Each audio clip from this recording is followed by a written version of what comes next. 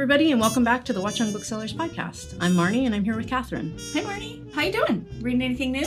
I am. I'm reading an older book that came out in 2008 by Sarah Lyell. It's called The Anglo-Files, a field guide to the British. It's really fun, and I'm really enjoying it. How about you? I just started The Guest Lecture by Martin Riker. I follow Maria Simple on Instagram. I don't know if you know her. She wrote Where'd You Go, Bernadette? And she's done a couple of events with us in the bookstore. And she has the best recommendations on Instagram. So follow her if you are so inclined. But she recommended this book, The Guest Lecture. And it's a little tricky to explain, but it's basically about this woman with insomnia who is preparing for a lecture on economics. And she is having a talk with John Maynard Keynes the night before the lecture. And it's just really pretty brilliant. So I dig it. But I'll tell you, this morning I opened up an article in NJ.com about an unsolved murder of an old woman in 1989. And you can bet I blew off everything I was supposed to do because true crime just sucked me right in. And that leads us to this week's topic. Hello, true crime.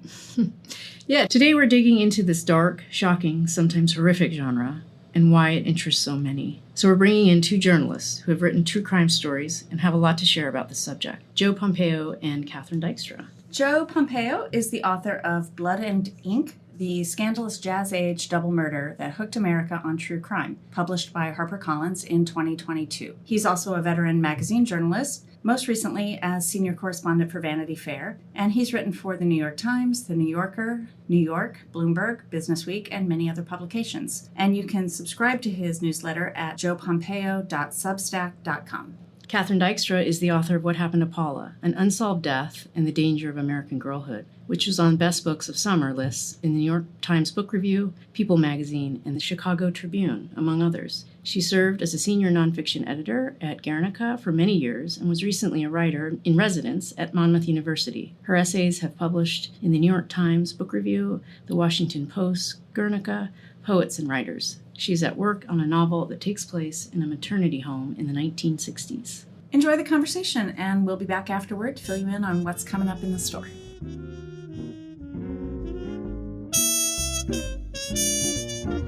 Hi, Kathryn. Hi, Joe. How are you? I'm good.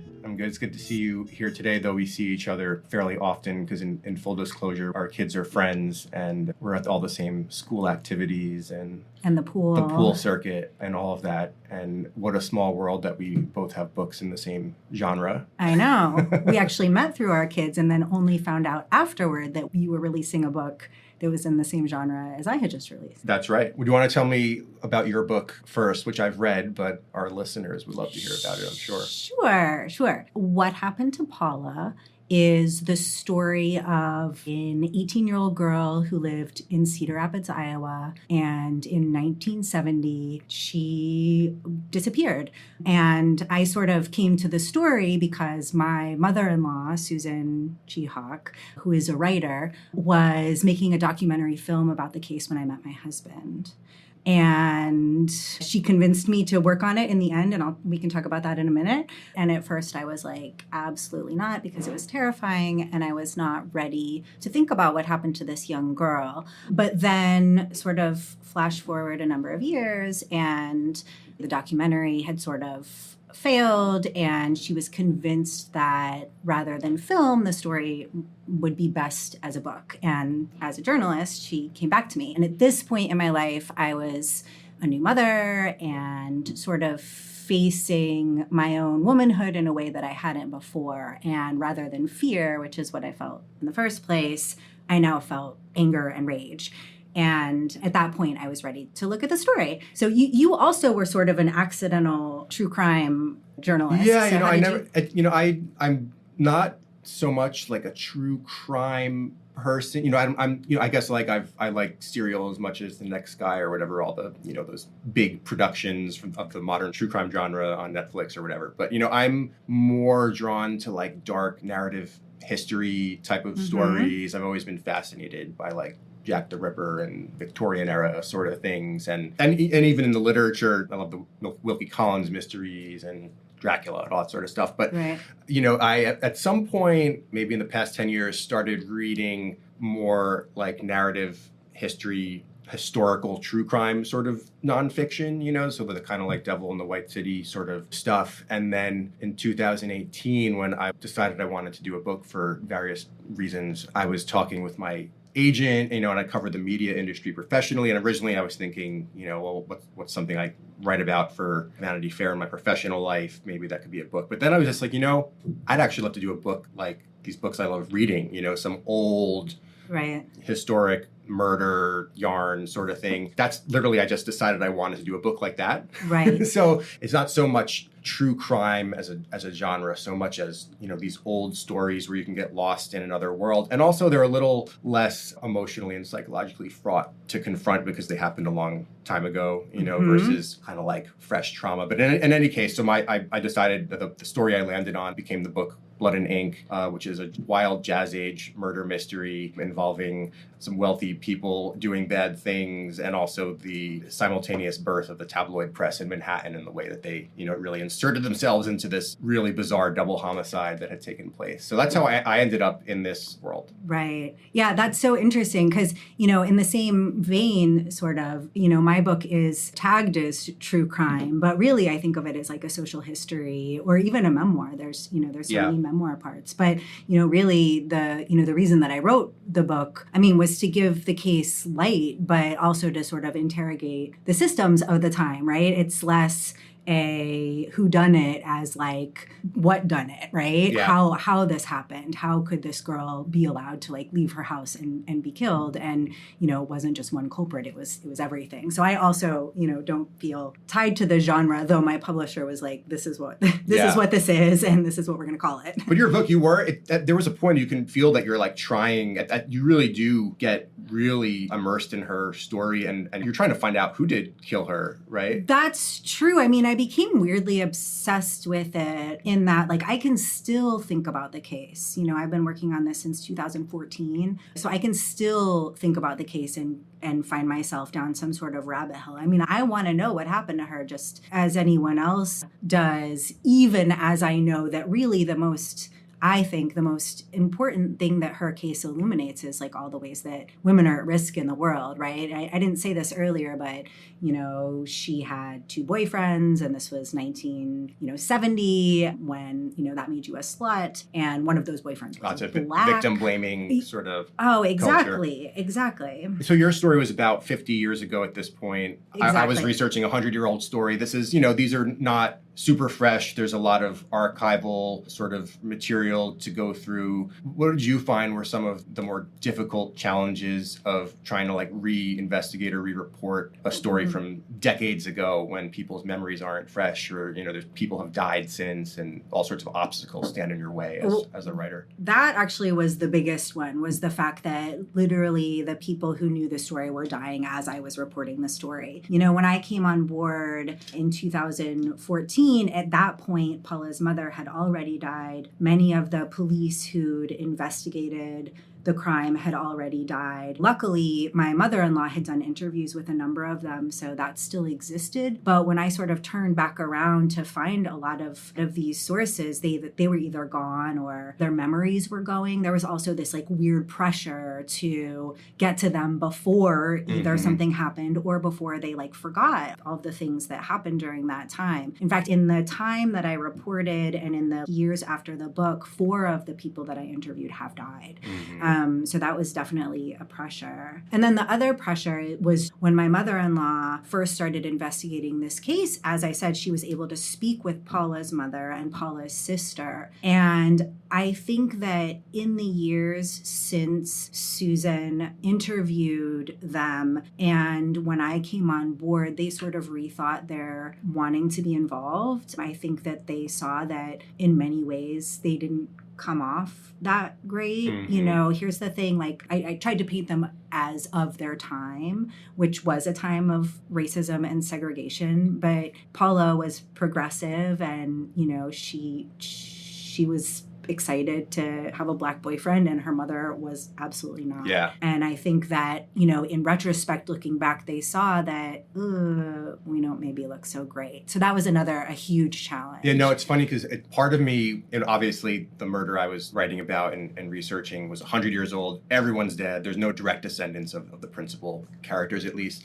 So, as a reporter, you pick up the phone, you confirm the facts with the person. This happened recently. It's all very easy. With things so old, people's memories fail, or there's no one to call. So, part of me wanted to have access to people like you did, but then also I didn't have to deal with how are the families going to feel about the way I'm portraying them? Will they talk to me? Will they, there's all these sort of conundrums that arise when you're writing someone else's story, essentially, and the trust they have to place in you. So I kind of actually felt, although it was a big challenge, really only being able to rely on, albeit a vast trove of archival material that I was able to unearth. Like, there's still things you can never feel, fully that you're getting 100% because you don't know. And a transcript is only as good as the words on the paper or the newspaper reports. We don't know how accurate they are. But I also felt like, at least I'm not entering any sort of uncomfortable or hostile conversations with angry family members or things like that. Yeah. And you're and there was a sister who didn't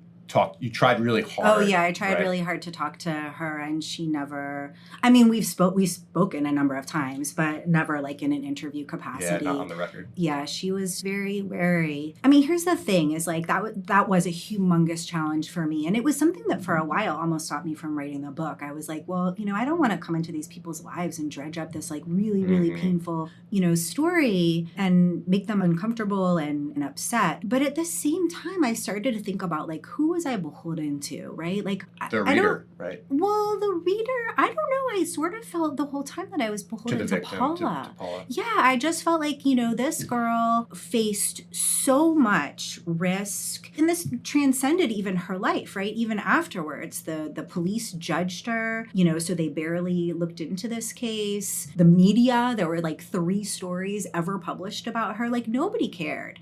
So I just got to the point where I realized that I cared. And because I cared, she was the one that I was trying to be faithful to, right? Her story was the one I was trying to be faithful to. And then ultimately, as you said, the reader too, right? I think, for me, there's an importance to telling these stories, right? Because it was great for the police to look away. It was great for Cedar Rapids to look away. It was great for the sister to look away, right? Like none of these people behaved very well. So they don't want to, let's not look at this story, right? Because then it only shows, that maybe we didn't do things right. Well, I think, it sounds like we're both, I think, drawn to the stories we wrote our books about, or, maybe older true crime stories in general, because it also is a way to explore a moment in time and explore history. And in my case, probably maybe more so than yours, to really immerse, there's kind of an escapist element, immersing readers in this world from long ago and, really capturing the period and all of that. On a more fundamental level, why do you think that people are drawn to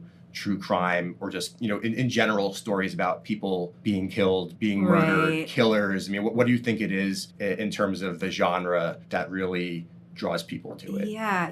I've given this a lot of thought, and, a lot has been written about and talked about the fact that, the women are really the drivers of, yes. There are so many women who listen to, My Favorite Murder and all. And with books in general too. I mean, yeah. But especially true crime. 100%. And I think I've come to the understanding that true crime works in the same way as like a horror film does, right? So like people watch horror movies in order to sort of be afraid in a safe environment, right? So it's like they're coming up against their fear, but knowing that like they're not in any physical danger. And I think that a lot of women have real fears about being in the world, right? Because, it's usually women that are the victims of violent crime. So I think that true crime allows them to sort of like come up against their fear, to face this like maybe deep down terror while simultaneously being in a safe environment. Right. I think it's actually really healthy, although I don't know what, maybe a psychologist would say about it. What do you think? Yeah, I think that's all really smart and sounds true. And I think there's also probably just an element of, I mean, people love a mystery with twists and turns, and they love a hero story. They love rooting for the good guy and trying to find the bad. I mean, those are kind of just like, in terms of just storytelling in general, those are age-old elements that I think readers are always drawn to. But I also think there is kind of like a psychological element of, these are stories about, most people don't murder, taking someone's life, or even committing, an epic grift or a con. This is a broader genre than just like murder and killing, right? Absolutely. And I think that there's a fascination with not understanding how someone can be compelled to commit these acts, and getting inside and their head, and kind of like this yearning to understand what you cannot comprehend or grasp. And I also think my book and your book as well, these are both unsolved cases. Right. And it's funny because when I was selling the book, there were some of the publishers we were talking to, like the publicity department reject it because it's unsolved. People want a resolution. Then other people were like, oh, this is great that it's unsolved. And I kind of, in the end, I feel like I'm drawn to stories where there's an enduring mystery. It's what keeps you going. It's what probably keeps you going with Paula. Right. It's why we're still talking about Jack the Ripper all these years later, or Amelia, any of these stories, that where you just can't know, right? And you probably will never know. But I feel like there's something really alluring about that. Yeah, I feel like it's like part of our lizard brain, right? That like needs to solve puzzles and needs to put together pieces and have answers. And I think that that's really what true crime often does, is this like putting everything into place and then make it whole, right? Mm-hmm. So I think it's interesting that you brought up the fact that both of our cases aren't solved, and that was initially an issue for your publisher potentially. I want to talk about evolution of true crime and how the genre is sort of changing, because I am of the opinion that even like 10, 15 years ago, a crime that wasn't solved wasn't really going to be turned into a book, right? Mm-hmm. Like that was the thing that Susan, my mother-in-law, faced over and over again with the documentary film, is people are like, oh, this isn't solved, well then I'm not interested. Right. How do you see the genre changing? Well, I think that also we're talking about a genre that is so much bigger than books, right? And there's things that you can do with a book, and kind of you can write your way through a non-resolution of an ending that is maybe harder to do in other forms. I mean, but also, there's lots of podcasts that end off with no resolution. It's probably hardest in when these things are adapted into, actual films or movies or whatever, which, also the true crime economy is kind of driving a lot of, the kind of Hollywood boom of the past few years, which is cooling off. But I kind of actually see it changing in different ways, and more in the sense of there was this kind of modern resurgence. I mean, there's some people who argue that there is no true crime boom. There's always been an interest in true crime. But without a doubt, almost 10 years ago, Serial came out, and that really did kind of add a lot of heat and fire to this genre, and juiced this interest in documentaries and books and everything. But it also raised questions about, how these stories are told and how victims are represented, how women are represented. And I think there's more of an acknowledgement that these stories, at least I'd like to think so, Mm-hmm. I think more people are paying attention to how the victims are centered as opposed to the killers, or even like the often male investigators. Mm-hmm. I just feel like that's something, in following the genre and people who pay attention to it, I feel like that's a conversation that, as this has become a very commercial and profitable genre, we're all, you and I too, we're making money off of this. Mm-hmm. We can't ignore that. And maybe, we're not rich or anything, but, we got paid to do our books. And I think that there's an awareness that I'd like to think people are more sensitive to the victims and their portrayal, and not, just thinking of extremely lurid stories about madmen and killers, and kind of paying more attention to, again, the victim, often women. What do you think? Do you find that as well? No, I agree completely. Like, I think that as true crime writers, you have a responsibility, right? And you sort of have to decide, you have to keep at the center of your project who your responsibility is to. But I also think that, like, true crime has gotten such a bad rap about being lurid, and it can be. But I also think that it's really important. There was an interesting documentary that I watched on HBO called Black and Missing, which was about these two women. I can't remember where they lived, but they essentially were publicizing the number of young Black girls that had gone missing all across the United States, I think is what they're doing at this point. But they dedicated an entire episode to the importance of literally holding law enforcement's feet to the fire, right? Like, in their estimation, it's so easy for law enforcement to look away, right? Mm-hmm. You know, as that's sort of what I was saying earlier, right? Like, oh, nobody knows this person is missing except for the family. And, well, we're not going to really do anything about it because we also have all this other, all these other things we're supposed to do. But as soon as, the media gets involved, this documentary was focused on the fact that as soon as they were doing these episodes on these girls and sort of like letting the community know, hey, did you know that this like 14-year-old girl is still missing and like nothing has been done about it? Then suddenly the police were like actually going to look and do something. So I do think that good things can come out of this type of journalism. And I'll just add one more, which is the Michelle McNamara book. Oh, right. Yeah. Something in the dark.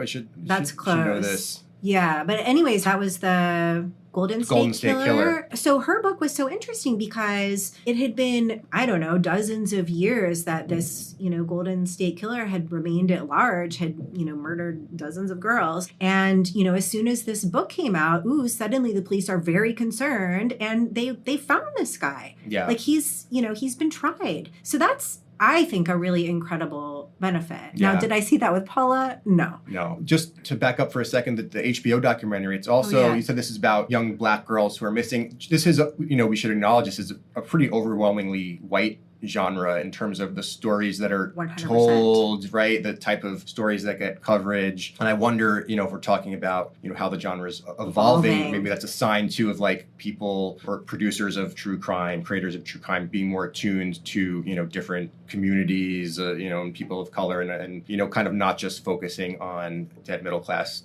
white women, or even something, like the Elon Green book from a couple years ago about this serial murder of gay men in the early 90s, right. New York, in the midst of the AIDS crisis. And, just kind of, you think of true crime, you do think of the missing blonde white girl in a lot of ways, I guess Serial also, I think that was a story that had a range of ethnicities and people represented, and absolutely, but overwhelmingly, it's a pretty white sort of genre, and I think it would be nice to see a broader range of stories told as it evolves. I agree 100%. Although I am hopeful because I think there were two separate books that came out within the last few years about missing Indigenous women. There was a podcast about Indigenous communities in Canada and the ways that there were abuses in these like schools that they were put into. And then I actually just watched Under the Bridge. Are you aware of that? It's like I think it was on Hulu and with Riley Coe.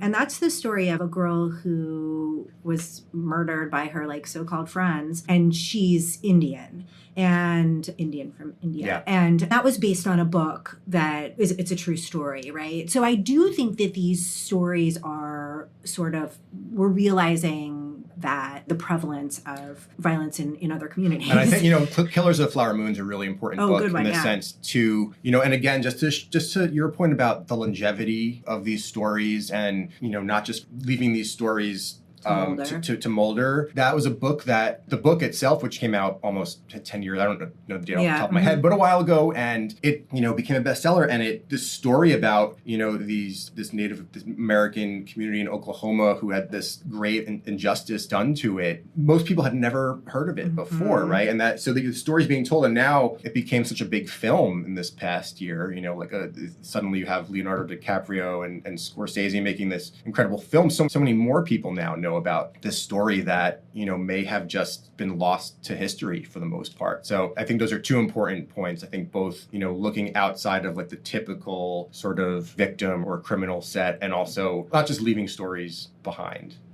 No, I agree 100%. I was thinking about our books are so, in conversation in a way, because yours is a book about a crime that literally fueled newspaper sales, right? Can you explain that a little bit, how the relationship between the crime and what was going on? Yeah, so my book's about the Hall Mills murder case. This was the murder of a reverend from a wealthy family in central New Jersey who was killed with his mistress, who was a working class woman from the choir. And the bodies were found in this, very elaborate sort of tableau that had any element of sensation. This story had it, sex, murder, money, people with money behaving badly. So it's a natural tabloid sort of story. And in the 1920s, this was the birth of the tabloid press in America. The New York Daily News was founded in 1919. A couple years later, we had a Hearst tabloid called the Daily Mirror, a third tabloid called the New York Evening Graphic. So this was also literally the birth of the actual tabloid format as we know it today. Everyone, these kind of newspapers that are folded like books and filled with pictures and screaming headlines. So this was a crime that this new type of media was just completely drawn to. And as these three tabloids were, kind of battling for dominance in the newspaper market and battling each other for circulation, they all really gravitated to this murder case. And even after it had kind of gone cold in 1922, each of these three tabloids were trying to like revive it alive on their own, keep it alive. Maybe not necessarily I think that, there was this crusading, justice seeking element also to the tabloid press, but really for the purposes of making a splash and sell newspapers. And it was the Daily Mirror who actually succeeded 4 years after this case had kind of gone away and brought it back and kind of inserted itself into the case, worked in concert with the authorities. And, so really this wild murder case may have just completely have been lost to time back then if this kind of mischievous crusading tabloid newspaper hadn't gone and done the digging and dug up some evidence that was, a little dubious but compelling enough to convince the authorities to reopen the case. So it shows, I think, the way that the press can influence the proceedings of a criminal investigation. That probably happens today to an extent. Although, of course, there's the ethical landscape of journalism is different now than it was in the 1920s overall. But yeah, I think crime and media coverage go hand in hand back to the days of when there was murder pamphlets, right? But even before newspapers. Your case, though, didn't involve much national media coverage, at least, right? None. No national media coverage. And like I said, only literally 3 stories in the Cedar Rapids Gazette. And it's interesting because as I was reporting the story, I thought it was a function of the time. I was like, okay, well, so I guess in, the 60s and 70s, people didn't care about true crime in the way that they do today. Paula was beautiful, blonde. Yeah, she was the archetype, right? Exactly. Of the victim. Exactly. And so I just assumed okay, well, this was just a different time. They weren't interested in it. But then I read Becky Cooper's We Keep the Dead Close about Jane Hitton, I believe is her name. And she also disappeared or was murdered in 1969, I think, or maybe 68. She was a co-ed at the Harvard Sister School, which I'm blanking on right now. And her case was national news every day across the country. It was a humongous deal. And when I read the book, I was like, oh, that's so crazy because there's so many similarities in their situations. But here was the big difference. Jane's father was the dean of Harvard or the sister school. And so they were seen as important. And then going back to the conversation we just had about Indigenous and Black and Indian women, Paula, she was blonde and beautiful, but you know what? Her parents were divorced. Yeah. Her father was an insurance salesman. They didn't have any money. They weren't respected in the community. So she was seen as unimportant. Does that happen today in the same way? I don't know. Well, I think, some of the Murdoch murder story in South Carolina, again, involves this prominent family getting a lot of attention. In New Jersey, the case of the attorney who's connected to Republican politics, that was a New York Times Magazine story. There was a WNYC podcast about it more recently. I think stories about that have a connection to power and influence are 100%. always going to get a lot more attention. In my case, 100 years ago, prominent Episcopal reverend married to a very wealthy woman with this august lineage and, kind of local socialite family. The Lindbergh kidnapping a few years later, one of the biggest true crime stories, of the 20th century. How many stories about a missing baby would make that sort of right, capture the public imagination in such a way if it wasn't the child of the most famous man in the world. This makes me think of stories that are too grim. I mentioned and for me that's one of the subject matters that I find really difficult to engage with as a father of young school-age children. What about for you? No. Are there certain true crime that as a reader or even as someone who would pursue a story that would just be like too fraught for you to engage with? That's my answer too, 100% is children. I actually, very early on, when I decided I was going to write true crime, I was like, well, shoot, I better read some. Mm-hmm. And I picked up James Ellroy's book, My Dark Places. So his mother was murdered in California, I think when he was a young boy. And this book is his memoir, and he's trying to both process the loss of his mother and sort of investigate it. And the book is just, it's unbelievable in that it's like 500 pages of murders of women, all within 5 square miles in California. It's bananas the number of assaults and crimes there were. And I'm sitting there reading this book, paging through, no problems, right? I'm affected, but I'm not affected. And then suddenly I get to this case where a toddler, I can't even tell the story, it's so horrific, dies with the mother, and I am weeping in my room. And this was also right after I'd had my son. Yeah. So, but yeah, I'm this 100%. I can't. I have one of those. There's a book called The Suspicions of Mr. Witcher by Kate Summerscale, which was turned into, a big period drama crime television production. And it's like all the boxes, it ticks all my boxes. It's an old Victorian British, detective mystery, but it's about the murder of a 3-year-old child. And it's kind of like in the historical true crime genre. It's sort of a classic. And I own it, but I don't think I can. I've read another of Kate Summerscale's books, which I found on the shelf at Watchung Booksellers, and the cover compelled me to buy it. But this previous book of hers, I think I'll have to wait until my children are older to pick it up because it's too close to home, and probably even in general for I think children is a difficult one. But let's talk about some books that we are excited about reading in the genre or not. I have a few that are sort of historical true crime books. Do you want to start? That are fresh and new that I'd love to recommend. One is The Witch of New York by Alex Hortis, and this is a story about, actually this one, there is a young child who dies, but the story is more the focus. It's more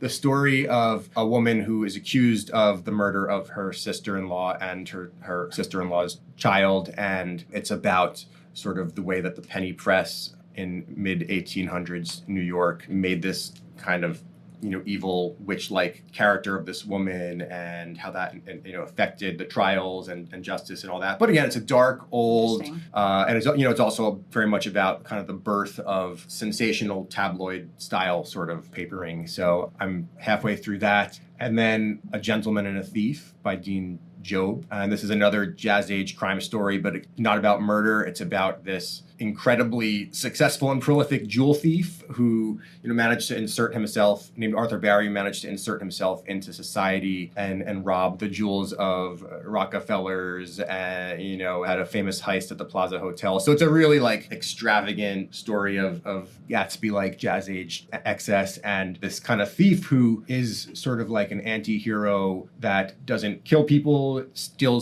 only steals from incredibly wealthy people who could probably afford it. So it's kind of, in terms of crime, in terms of the villain, or it's someone that you can kind of root for a little bit. That's a fun one. And then coming out in September, I'm excited about Abbott Kaller's next book, Eden Undone, which sounds like it's going to be, I have the galley in hand, but I haven't started reading it yet. And this one is about this attempt to set up this utopian colony in the 1930s, the lead up to World War II. These 3 different sets of Europeans kind of went to the Galapagos and try to establish this utopian colony away from the horrors that were unfolding in Europe. And it's, one of them is like an Austrian baroness, and there's a doctor from Berlin. But in any case, on this remote island, I believe that murder and intrigue and other sorts of things ensue. So it sounds like a really juicy tale. And I think there's also separately, I think Ron Howard has a film coming out about the same topic. Amazing. So I think that book will be on the radar for sure in the fall. What about you? Well, it's interesting because I've sort of like turned away. Those are some great true crime recommendations. And I've sort of like turned away from true crime a little bit in that people ask me all the time, like, okay, so what